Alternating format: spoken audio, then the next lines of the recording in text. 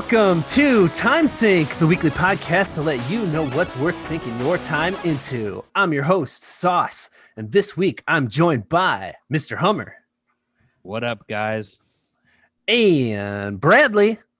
Hey guys, I brought something special today because it's our 1 year anniversary. Well, I know you can't see it because of the stupid background stuff. Blow out the candle, Frank. And it's a podcast. Yeah. Perfect visual gag. For all our audio listeners, that's going to be a great bit. Thanks, Brad. I honestly thought you were going to make a Gabe reference to The Office. I've been thinking about that for a lot, apparently. And joining us this week, the host of Dungeons and Daddies and author of the Immortal Soul Salvage Yard, Beth May. Yay! What up? Hey, lost the game. Happy to be here.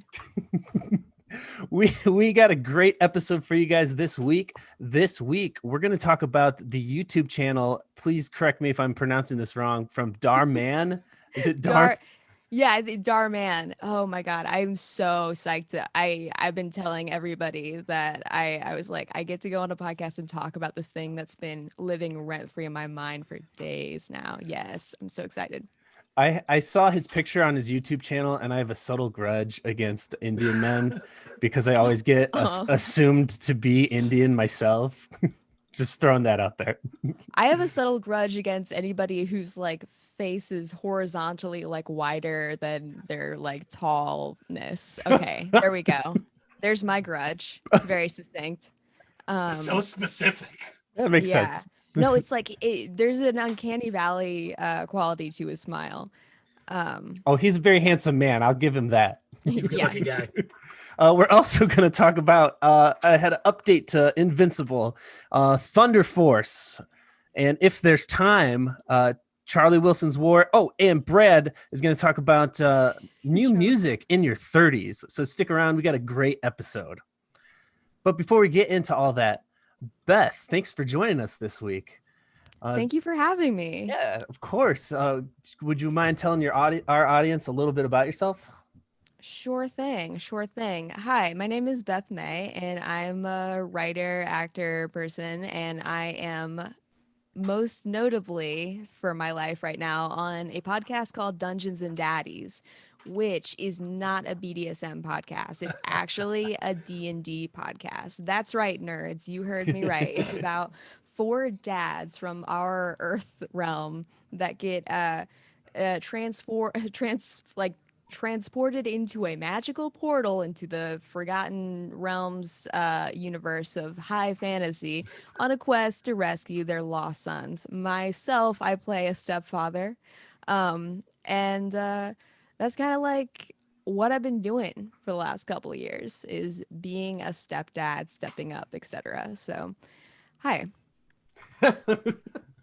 And I think we gave the Dungeons and Daddy podcast we gave it a 5 out of 5, but also I think we gave it like best of the year. That's polite. Yeah, thank you. Okay, the hardest of 5s. Yeah, it's the number one thing I recommend to anybody who will listen to me talk about anything.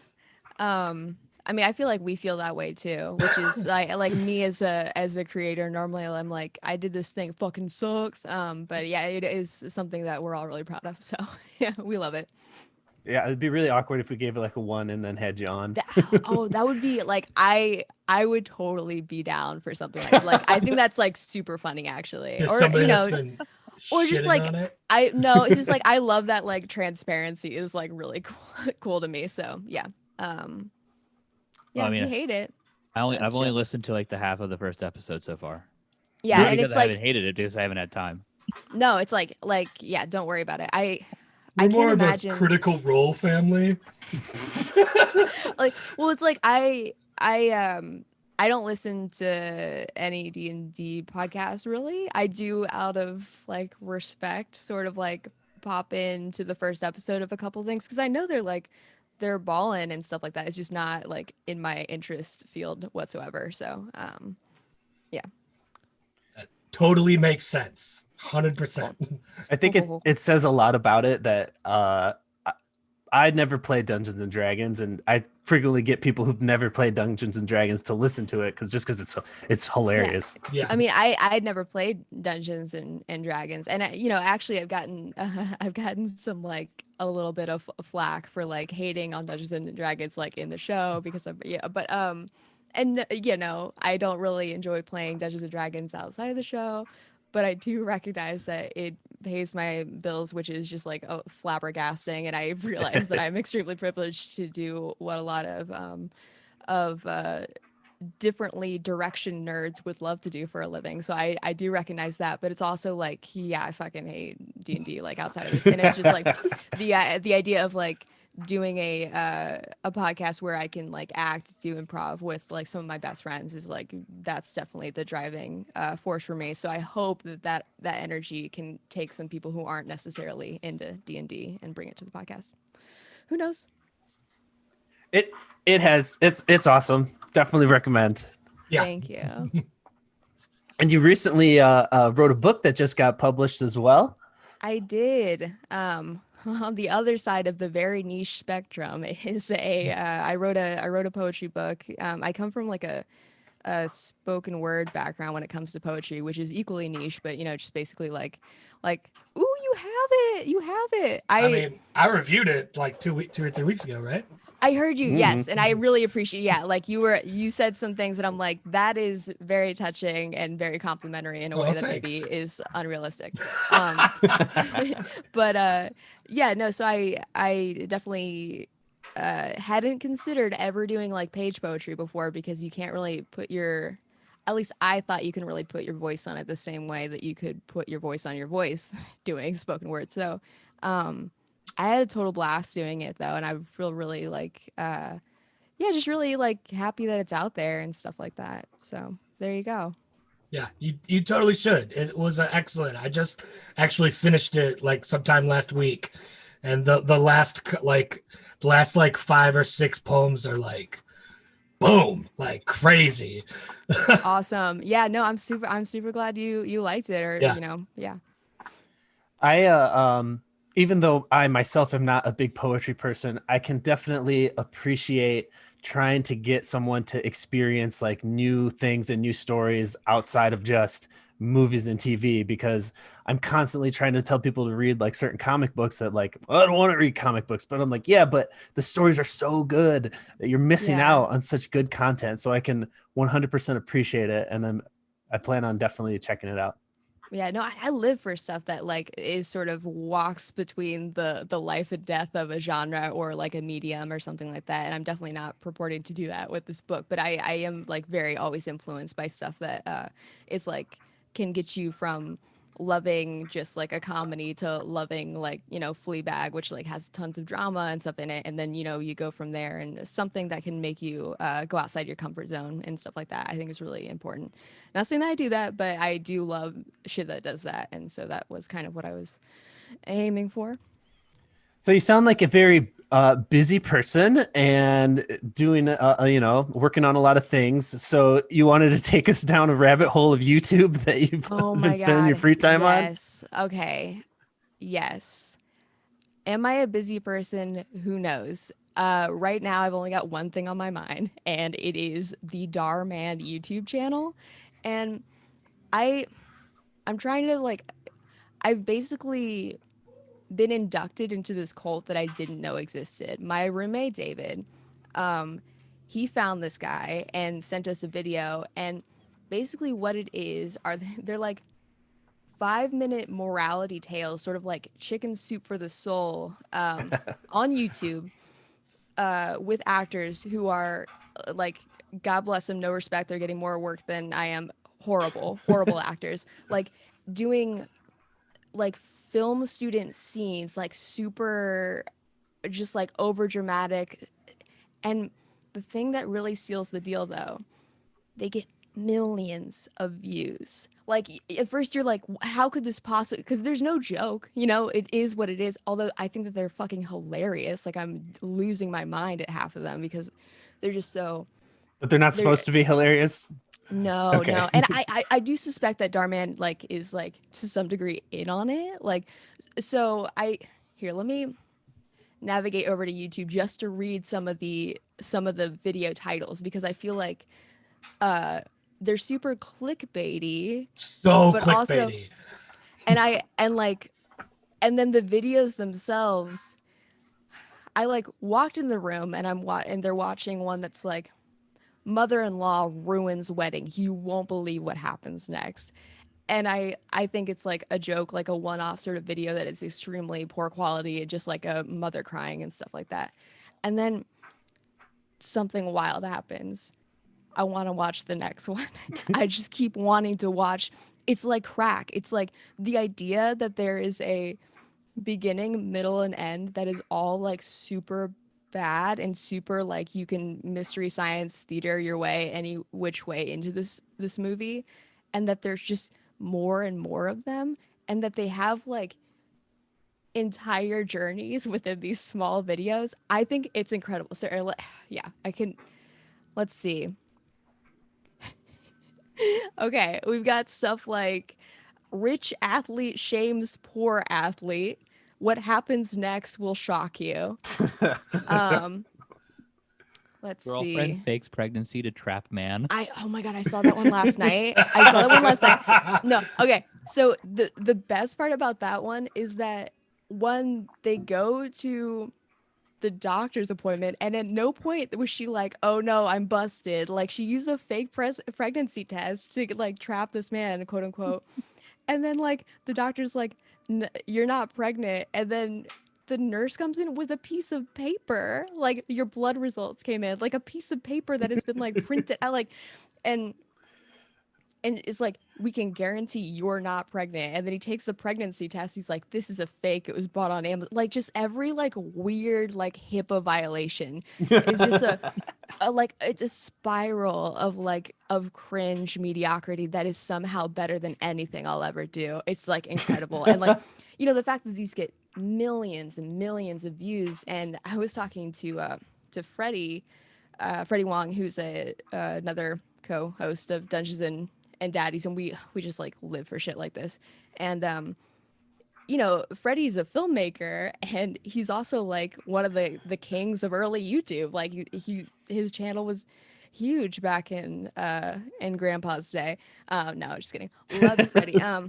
Does this drive him crazy, or does he like? No, he's just like, he's in awe because Freddie's of the mind that like there's always something more to do or something. He's very like he goes down rabbit holes of projects and stuff like that. But he's like, everything that we learned in film school about like being subtle, about sort of like covertly explaining theme is wrong, and we just need to say it all and cry and just like do it very poorly, and that's how you get views. Let's see. Mean kids shame girl with acne. What happens next is unbelievable. I love the It sounds like tag. that sounds like something the local news would say, like more on the story after this, Yes. It's totally exactly that same idea. They're like 5-minute soap operas, it sounds like. Yeah. They're all like there's one where like these two guys are vying for like a highly sought after position, and they haven't met the CEO, but they're getting ready for their interview. And the one guy sees like this janitor, and he's like a total dick to her. And he's like, why? She can't offer me anything. And then the other guy is nice to the janitor. So like everything that you predict will happens, where it's like the janitor's actually the CEO undercover, and it's like they're just failed soap opera pilots. That's what they all. That's exactly. They're like 5-minute like all perfect sound like. soap. Yeah, they're 5-minute perfect soap operas, and there's like the same like 4 actors in all of them, and it's like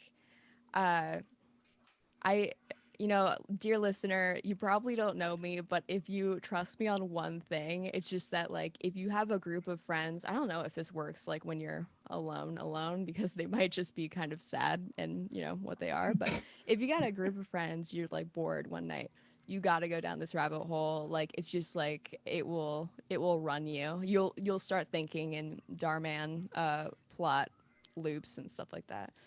Hashtag Hey Darman fam forever. That's yeah.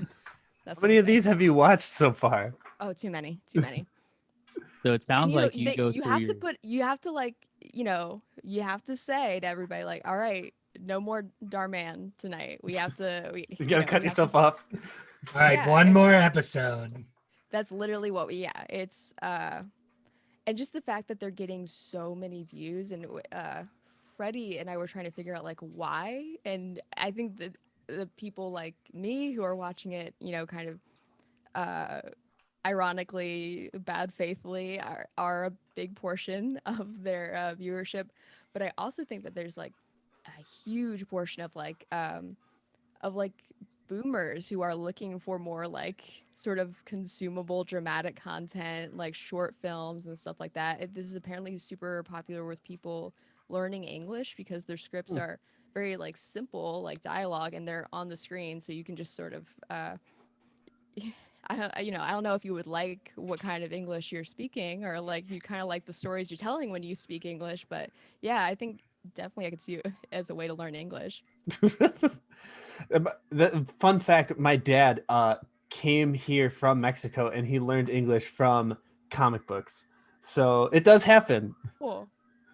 I'm just picturing like in today's English class, we're gonna learn Teen Cheats Off Nerds math test.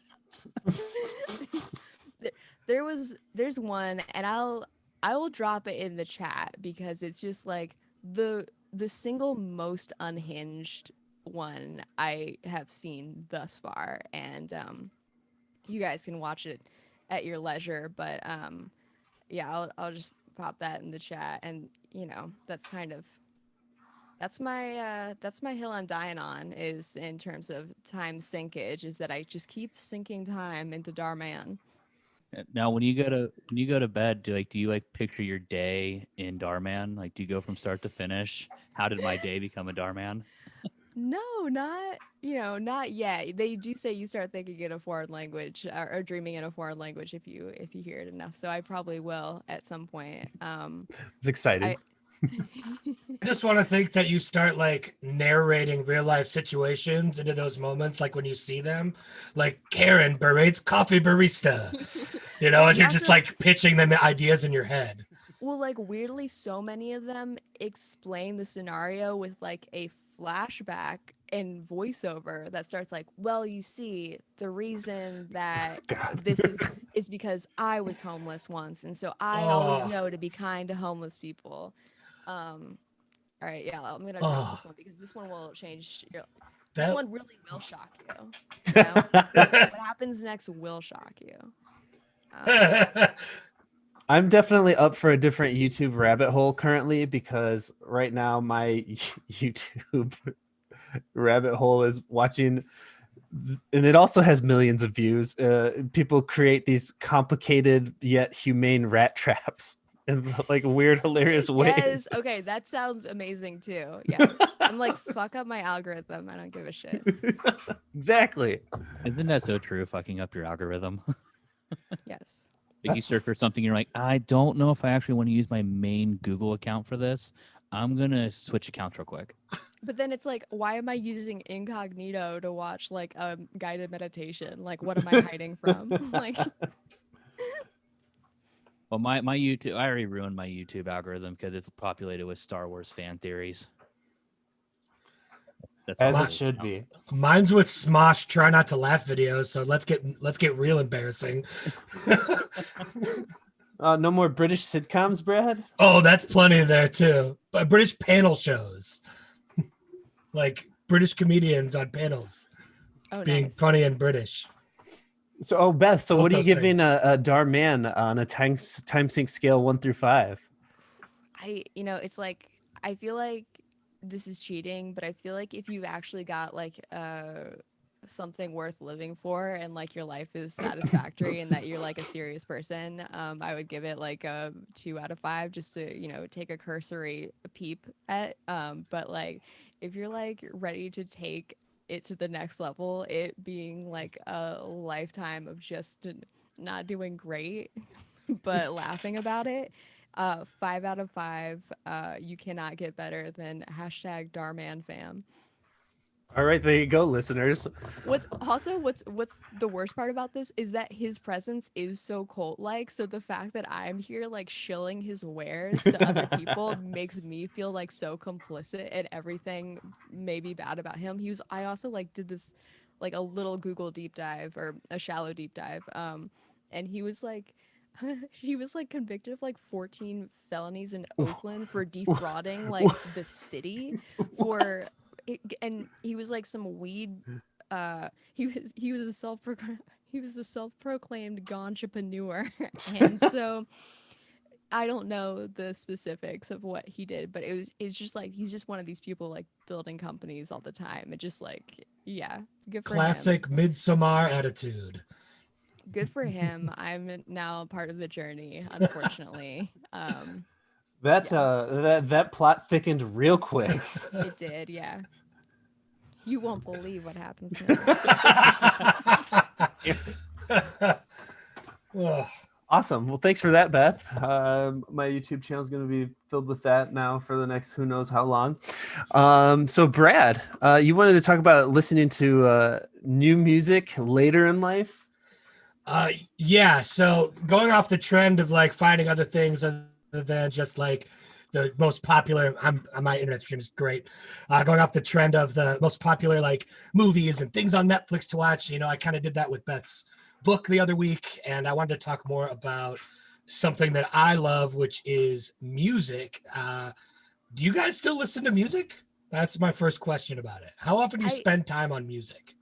I listen to music and I go through, you know, sort of phases, but I did hear recently that you stopped listening to new music after 30, and I'm 29 and I'm hyper aware of how little like new music I listen to when I would rather just be like 2014 in college or something, you know. So. Yeah.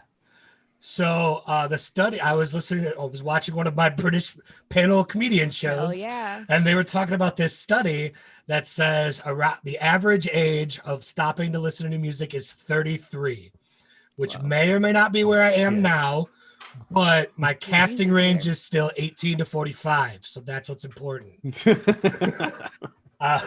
So and I just thought it was crazy because I really thought about it, and I'm definitely at this era in my life where like when I listen to new music that comes out, like new artists, I'm very much in like these kids don't know how to make music anymore phase, like TikTok rappers and stuff like that. And I just like, I'm definitely in this phase where a lot of new music that comes out is not good. It's definitely a generational thing that, you know, you talk about in your teens and 20s. Oh, old people just don't get it anymore. But like that's what it is. You're not getting it anymore. That's where I'm at, and it's a little upsetting. But I still find myself discovering new music all the time. It's not always brand new musicians, but it's definitely music that's new, maybe new to me, which is I definitely think still something that happens. So I wanted to make some recommendations of music that I think people should listen to. All three, I'm going to give you 3 groups that I think are all 5s, and you should definitely take some time out of your life to enjoy. So the first one is a newer group. So we'll stick in the category of new. They actually charted pretty recently with a single called Sunday Best. They're called Surfaces. Have you guys heard of any? Have you heard of them? Oh, I'm gonna be writing all these down because I do love discovering new. Yeah. So this group Surfaces is 2 dudes. They're from like Texas, I think. And they charted with this song Sunday Best, I think last year. And I believe it was probably from TikTok is where they charted. Really? Oh man, I don't know how I feel about that. It definitely might have been one of those songs that like had a TikTok dance to it. Might have like a TikTok dance, but I dove deep into their like category. Yeah, that's the place to blow up now. It's TikTok. Yeah. Well, that's where we are. Welcome to the 2020 years. God, I had to It's delete that TikTok. app because it was living rent free in my head for way too long. I Picturing these yeah. songs in my head, and I'm looking at my wife, and she's like, "Why are you looking at me that way?" And I'm like, I can't get into it. I can't. TikTok was the first like sort of pandemic portion of my house, and I like because I got a TikTok, and like I'm sorry to say this, like I think I'm like one of the funniest TikTok people that I know of, and You I gotta have know that 5. confidence. This is the only thing I'm like super confident about is that like my TikToks fucking slap, and I'm so like yeah, I was spending like 2 days like concocting and doing these TikTok things, and now I look back, I'm like, who was that person? I am tired all the time. Like yeah, sorry. So who else? Yeah, so no, I want to talk more about them first. So they got 3 albums out right now. They've actually charted in I think 7 countries in the top 40s with that Sunday Best song, and they have this other song that I love called 24/7 365, which has over 50 million streams on Spotify. And they're this, and it's very much in like this like. One of the genres I love right now is this like lo-fi hip hop, like chill hop, kind of background music stuff. Yeah. Love the more upbeat stuff. I play it at the restaurant I work at all the time, and constantly have people asking me what's playing because it's just it just vibes so hard. There's just so much vibe music to that stuff going on. So they kind of live in that with a little bit more of like a pop sound up front with their vocals and things like that. And they're just such a vibe. I definitely think everyone should be listening to their stuff. They're so fun. Lots of like calypso and reggae mixed into the hip hop. So cool. Cool. The second one is actually a band my friend showed me a few years ago. I've had the chance to see them live. They put on a killer show. They're called Lake Street Dive. Brooklyn-based band, but has like heavily influences out in California. They've been around for a while. I think they were founded in, what did I write down? 2004. They started as a country band, but then they switched. They abandoned that in favor of, according to the guitarist Mike Olson, something that sounded good. Good for them.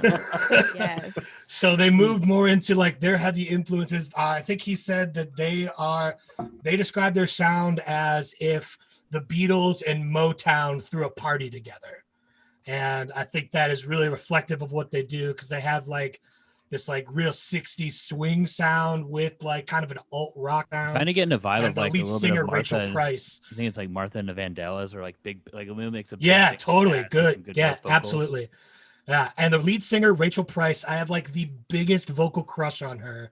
She has one of the most powerful like female voices, and it's incredible every time I listen to her sing. And she's gorgeous, and she is amazing. And they put on just this killer show. The bass player, she plays like acoustic upright bass, which I don't know if you knew that is the most attractive instrument for a female to play. I don't know. I don't know if you knew that. I did know that. Yeah, it's something about it is just like, oh, word. But so the I think band's just, most women aren't that tall. Yeah. I'm like 5'3.5". Maybe that's what it is. Like, I see myself as the bass with the 5 foot. oh God. It's a total visual representation. But I mean, this is a band that kind of like was a self-starter. The bass player won a 2005 John Lennon Music Writing Award, and they used that money to produce their first album back in 2005. They've since worked with a couple studios. They just released an album back in March. It's killer. They added a keyboard player. And I saw them at the House of Blues in Cleveland. It was a great live show. They just totally have a great rock sound. Their up songs are a lot of fun. And then their like more melodramatic songs are really thought-provoking. And like they're just a super, super great listen to. Cool. They have this track called You Go Down Smooth that like if I listen to it in my car, I look like the dumbest person just rocking out. Just like that is the guy you drive up to at the stoplight and you're just like, what the fuck is that guy listening to? Which is really anything I listen to in my car, I guess. But that more than others. For me, that's Taylor Swift. Oh yeah. Also Taylor Especially Swift. that new album. That well-deserved Grammy that was entirely written by a Swedish songwriting corporation. Totally.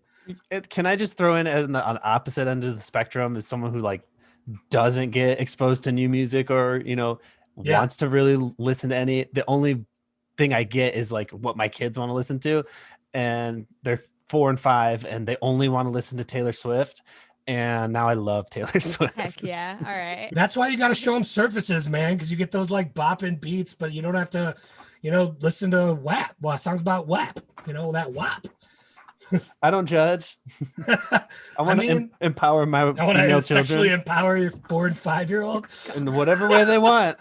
It's their choice. It is their choice. What a strong dad you are. Thank you. So the third one I want to recommend, specifically Hummer, I have you in mind with this band because their sound is based off of a Northern Indian sound. I'm going to butcher this. It's called Bhangra, one of those two. You're going to have to spell it too. The main guy. It's going into my search box right now. Bhangra. It's the lead guy's named Sonny Jane. I had the pleasure of meeting him when I saw them live at a music festival in Ann Arbor I randomly went to, and that's where I discovered them. He plays this drum called a dole. It's got 2 sides, and he plays it with like these 2 curved sticks.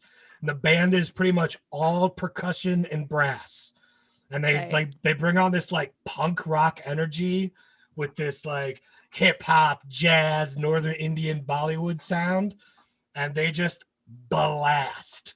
They are so freaking fun. And like I was at this festival with them, hammered, and was totally doing the screwing the light bulb, fix the shower drain move. Pat the dog. Which is pat the dog, whatever it is. I found out from an Indian comedian that's the dance move racists do. Oh no.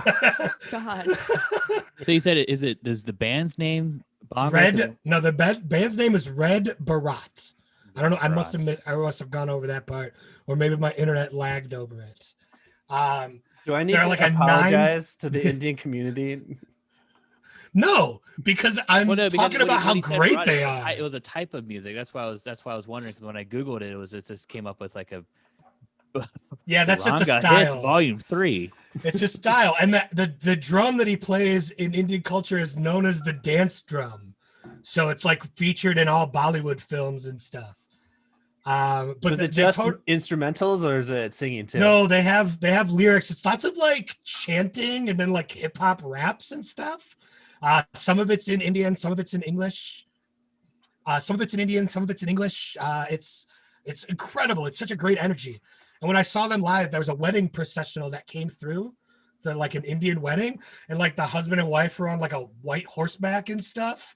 And I was very drunk. So it was very entertaining.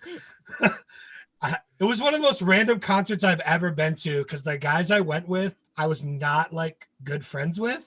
It was just one of those random, like, yeah, I'm depressed, so I'll say yes to something, I guess, to try to bring me out of it. I ended up having a blast. He's saying he did this recommendation for me because I recently went down the rabbit hole of Bollywood. Yes, and 100%, literally just off the one thing of you recommending multiple Bollywood films recently. Can I just say riding a white horse into anywhere is like the ultimate power move? Like if you want to get in an argument with someone, just like ride it on a white horse in your head and like ride in on a white horse before you start the argument. I don't know. I don't really know what that would do for you in an argument's sake. For Definitely me, make it look cool. For me, it works. You could at least refuse if somebody was like, "Come down off your high horse." Yeah, exactly. No, I won't. I would never do that. I'm happy up here. But this band, Red Baraat, is nothing new as well. I think they've been around since 2008. They've charted on the world music charts, which like doesn't really do anything in the United States. We never hear about that stuff. But one of their albums, the one I have on my phone, it's called Shruggy G, was a #1 album on the Billboard World Chart. But like, how do we not hear about bands like that? It's so crazy to me. It's just American music we don't get that scene. And they perform at jazz festivals all over the world. So if you get a chance, you should go see them. They were such a jam. They were absolutely incredible. So all 5 of those groups are hard 5s. Music in general is still a 5. even if I hate mumble rappers and I hate pop country, just with fervence. I don't like either of those things. But there are so many genres and subgenres of music. I think it's sad. It's saddened me to think that it's sometime in my mid 30s, sometime in my mid 30s, I might stop listening to music. And the reality is there because we have more screens available to us. We have more and more screens. So I can just go down YouTube rabbit holes, or podcasts have become more a part of my life over the last couple of years. That music, there's less time for music. So definitely, you know what? My plea to the people is still make time for music. It is the number one thing to change your mood, to elevate your mood. Is music. When I cook, I listen to music, which doesn't happen very much anymore. I do it when I do prep work at work. I still get to listen to music during my work because I'm a bartender and I control the music. It's the one bit of power I have in my life.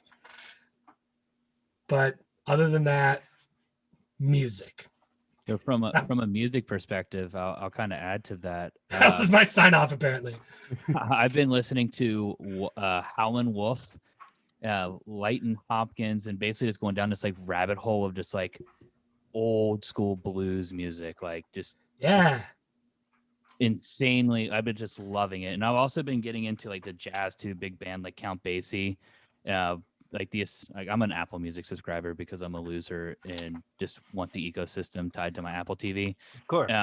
His Essentials playlist is just absolutely incredible. Love it. And so recently my grandmother was getting rid of her albums, all of her old records. And she also had like a portable record player. So she let me and my brother come over, basically like have at her collection. And I came home with like, I want to say close to 50 something vinyl records. And my wife was just like, where are we storing those? And I'm like, wherever I want. And what are you playing them on? Whatever I want. Oh, it's awesome that you turn it up and they like, because they're old and they've been played. Like, it's cool hearing that these are the records my grandma and grandpa, like this is what they would play. And you hear the crackle in it. Like they actually listen to the things. They're not pristine. They're warped. They're actually used. And that part was to me fascinating. So it drove me down this rabbit hole of just looking at, all that music that was from like the late 30s going into like the early 60s. And there's some great stuff out there. It's so cool to think about like sharing that with somebody from like another time period too, where it's like you're saying you can hear the imperfections and stuff. Like it's kind of like unbelievable to think that you're hearing it just as they heard it, or as close to that as possible. Because I think so many times we watch these old movies and stuff like that, and you just really can't even grasp the context in which they're watching it. But it's like with music, I definitely think it's a little closer. I have a fun fact about vinyl that I also saw from that same British panel show. So do you know how they used to listen to band music in Russia in the days of vinyl? No. Nobody? So yeah, of course I knew that. Yeah, Frank, tell us all about it, please. Tetris uses Russian music. Perfect. So in order to listen to vinyl music back then, they had to they produced it on X-ray film. So like it's a really crazy collector's thing that you can try to find are old vinyl records from like the 40s, 50s, and 60s that were printed on like skeletal X-ray film. And they're like worth millions of dollars. And you can only play them like 4 or 5 times before they completely deteriorate. But they had a few of them on the show, and it was so cool because you could see like the X-rays of like arms and bones and stuff. But apparently, they were already like real X-rays on there. Like there were X-rays that had already been made, and then they had to print them on the X-rays. I would definitely have. I thought that was so cool. Like called like fractured femur or like broken pinky. Like that'd be broken pinky is so punk. Yeah, this big ska vibes. I didn't think anybody but me listened to ska. Nobody actually listens. No, I'm just kidding. But I don't have my fedora anymore. I want to say I never wore a fedora, but I listened to ska. I've skanked in multiple countries. It's an achievement I put on my resume. On its Xbox profile. The title of this episode is going to be Brad Listens to Ska. Please don't. We don't need to put that out there. I mean, I'm not unproud. You already just put it Unproud is out not there. a word. I'm Actually, going to stick with it.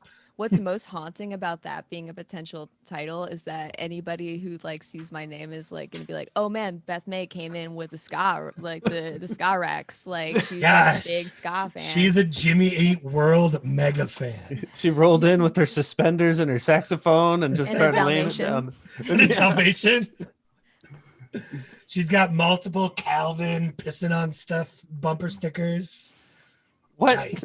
Is that a ska thing that I don't understand? What? You never remember? You don't remember that? Everything was is a a thing. ska That thing was a that ska you don't thing. understand. That's what I know about ska. Yeah, that makes sense. It was heavily featured in the movie Basketball. Yeah, that I do know. That's my fact with ska. Well, cool, Brad. Thanks for sharing some interesting stuff with our listeners. So both of you, so Beth and Brad both had like, food for thought, something that worth spending your time on. And I have to come in with the like terrible Bring Hollywood. it down, baby. Bring it down. Yeah, man, I'm glad I'm taking a week off from reviewing something, to be honest. Yeah, let me bring it home with the badly produced like Hollywood junk trash that Netflix is trying to crap out a movie every week just to get paid, basically. I let my cat in really quick. and Yeah, I'll be sure. back. My cat's a bad person. Oh, did it also defraud multiple people? Yeah, my cat's a entrepreneur. No, so, yeah, every time I'm having any sort of like Zoom meeting or anything, it's like I really feel for people who have children and work from home because like I don't have a cat door. She has to be let in and let out. But then whenever I'm in the meeting, she wants to be out. And whenever I'm, she's out, she wants to be. It's a real cat conundrum. I'm sorry. Dreams. So, yeah, basically, I'm sorry, Sauce. Please go ahead with Thunder Dome Force. I can relate, kind of. I don't know. My wife puts her big giant Maine Coon in my spot at night, so I can't like lay down, and then I have to move it. And it gets mad, and so then it tries to like take over my pillow. I've never seen one in real life. They look so fun. They're little angry, like they think they're children. I hate it. But anyway, Thunder Force. Yeah, so I'm a big Melissa McCarthy fan. I think Love she's her, yeah. yes, I think she's like the female Chris Farley. Her physical comedy is like on par with Chris Farley. I can't think of anybody, even any males today, that can do it better than her. At least to me. And it's got Melissa McCarthy and Octavia Spencer, who I also love. And if you wanted to see women in their 40s as superheroes, this is the movie for you. I kind of did want to see it. I haven't seen it yet, though. I thought so too, but Spoiler alert. yeah, They're pushing the trailer pretty hard right now. I don't know if maybe I got overexcited or overhyped it, but it's written and directed by, I don't know if it's Ben Falcone or Ben Falcone, but it's her husband. So you know how he always like ends up guest starring in her movies, and he usually gives himself like a really hilarious bit character part, which he of course does again. But the premise is Octavia Spencer and Melissa McCarthy, they were friends with their children. They grew apart, and then they came back together to save the world from miscreants, because apparently, the classic alien laser space rays come to Earth, and now only villains have superpowers, so they have to stop them. That's pretty much as deep as the plot goes. Is basically, I just said it all right there. I don't get it because Ben Falcone, sorry, I don't know how to properly say it, but he can write funny stuff. Yeah, right. He can write, but I feel like we could have wrote a better movie than this was. It's just the story is not there at all. And usually What's you can it rated. Well, it has a on Metascore it has a 33 right now. I meant like I think she was is looking it at like R? PG-13. PG-13. Yeah, it's PG-13. Oh, there's your trouble. Yeah. So Yeah, it definitely seems like a movie that should have been like mature rating. it would have been better, but like even the 5-7. comedy isn't that funny. Like That's what it is. You want to go in, you're gonna laugh and enjoy yourself, but I mean, it's barely there. It's cringy. Octavia Spencer and Melissa McCarthy have zero chemistry together. Yeah, I can't think of any time that they've worked together. I could just be not watching movies, but yeah. Yeah, I don't know, because she brought in all the other regulars that she works with, like Jason Bateman shows up, and Jason Bateman kills it. I All his parts love are Jason funny. Bateman. And he's so good in it, but he He's a got such a certified small part. zaddy. He's He's a hunk. Um, I'll allow I it. I'm also curious is like and granted I'm saying this having not watched the trailer nor the movie and I've just seen the thing on Netflix. And you've So, seen you the know, both movie. well, you know, both Octavia Spencer and Melissa McCarthy are women who are, you know, they're larger and they are cast like so frequently as like fat characters whose like fatness is part of their character identity in maybe a bad way. And I'm wondering if that comes up in this movie. No, it No? doesn't. Okay. Like I think usually like Melissa McCarthy will lean on that harder with her physical comedy, but even then, like maybe one or two jokes, they don't really rely on that. And Okay. Then my theory goes completely out the window. That maybe it was like just too gross like that. Well, it's funny you said that because that was when you said like Chris Farley esque for female. I was thinking, oh well, Rebel Wilson kind of fits that mold, but then like you're mentioning, her kind of comedy is always tied to like I guess in Pitch Perfect, Fat Amy. Yeah, and so now I'm like I'm Yeah. waiting for the first movie that drops with her apparently having lost a lot of weight. Like how is that going to tie Yeah, these I together? feel like both her Rebel and Melissa McCarthy have really tried to get away from that recently. Yeah, You had which Melissa sucks McCarthy. that they had to. Yeah, or I mean, yeah, this is just me whining about the industry and how it's been for hundreds of years, but like Yeah.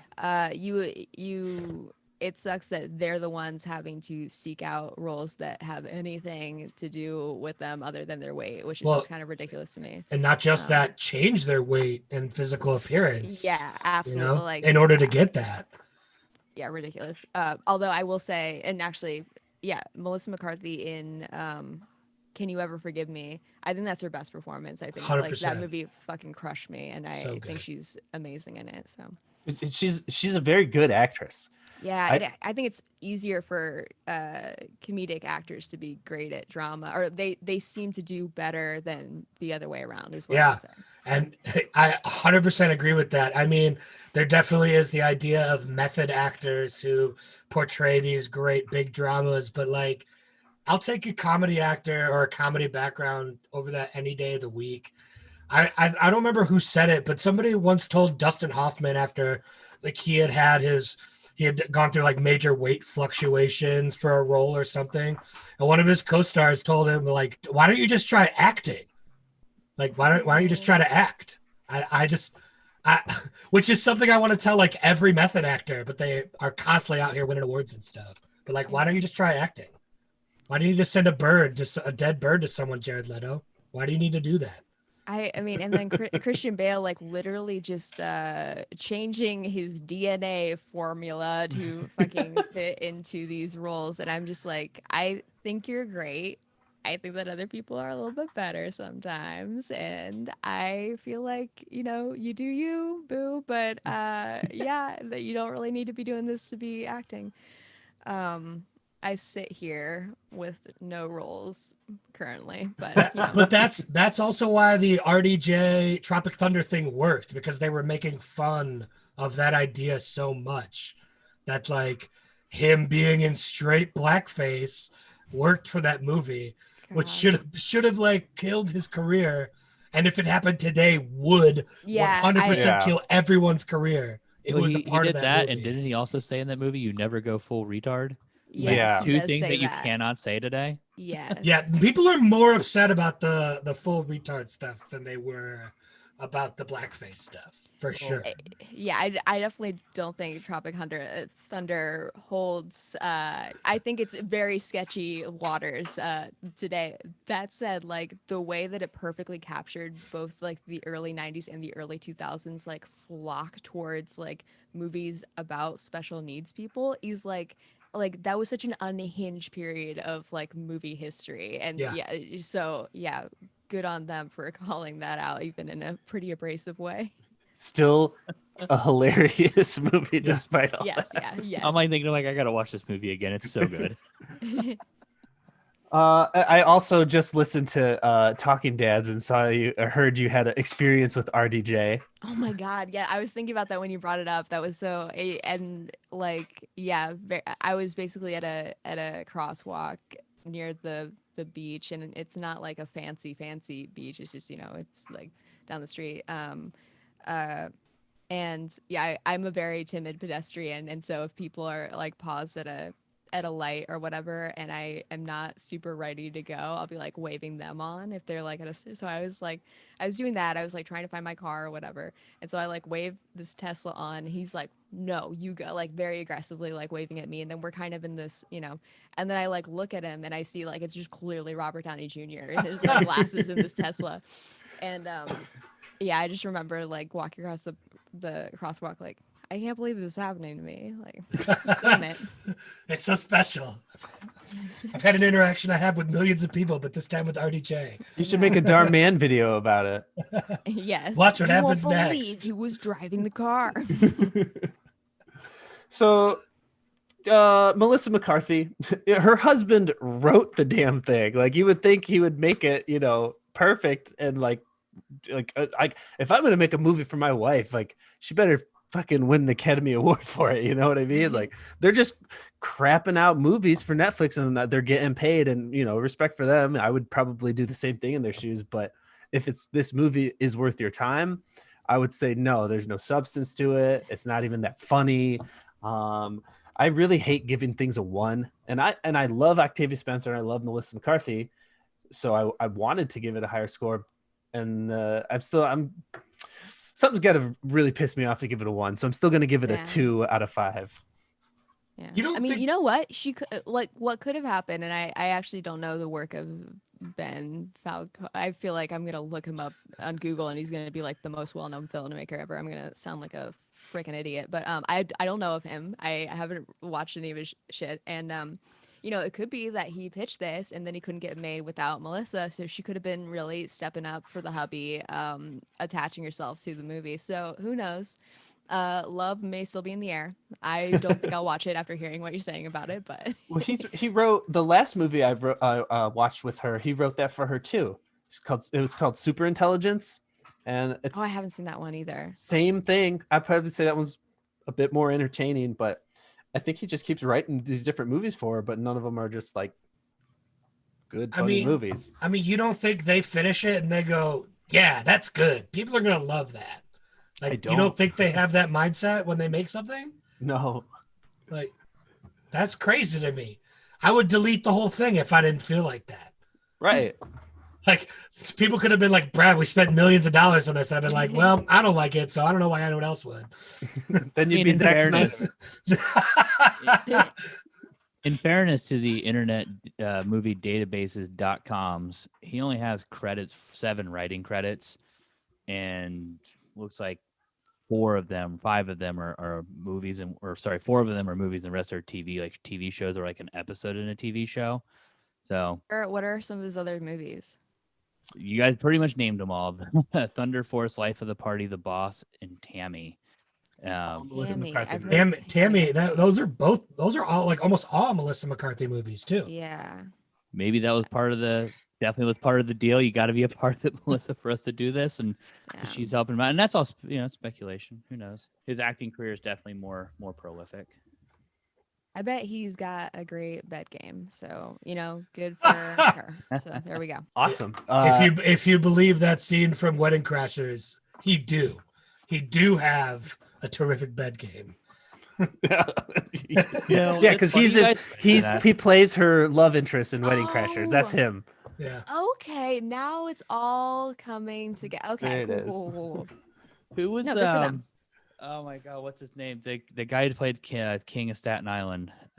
Pete Davidson. Pete Davidson. My wife and her friend, we were hanging out with some people this week, and she goes, "Oh, he definitely has big dick energy."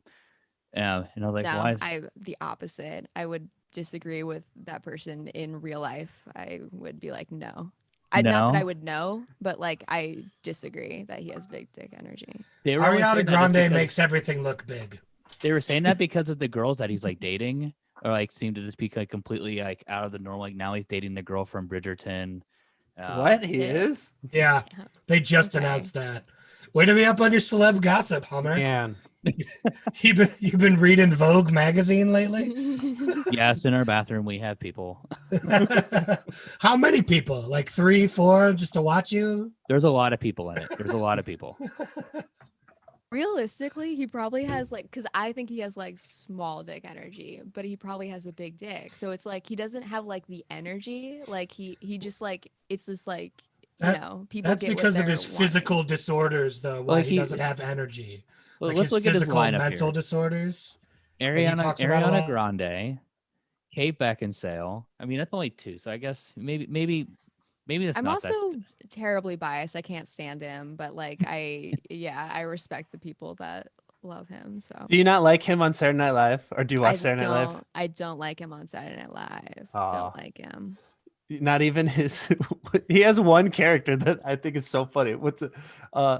That he just plays a stupid kid, and it just says, Just says, okay, alive. yeah, Chad. His Chad. Chad skits. I love those ones. I probably haven't seen that one. Oh man, that's like they've done 7 of them, and they're all the same thing, and they get me every time. The one with Adam Sandler was great because it's basically just something Adam Sandler would have done in the 90s. Mhm. All right, awesome. I think we're out of time here. So, Beth, thank you so much for joining us this week. Where can Having people me. find you at? You can find me on the internet or your mobile device. I'm on Twitter and Instagram and TikTok, as I said, and all of that same handle. It's at Hey Beth May. That's at Hey, like you're saying hi, Beth, like my name, and then May, like the month. That's where I am. Thanks for tuning in this week. Make sure to go to timesyncpod.com. Check us out. All our social medias. Hit us up on your favorite platform, and we will see you guys next week.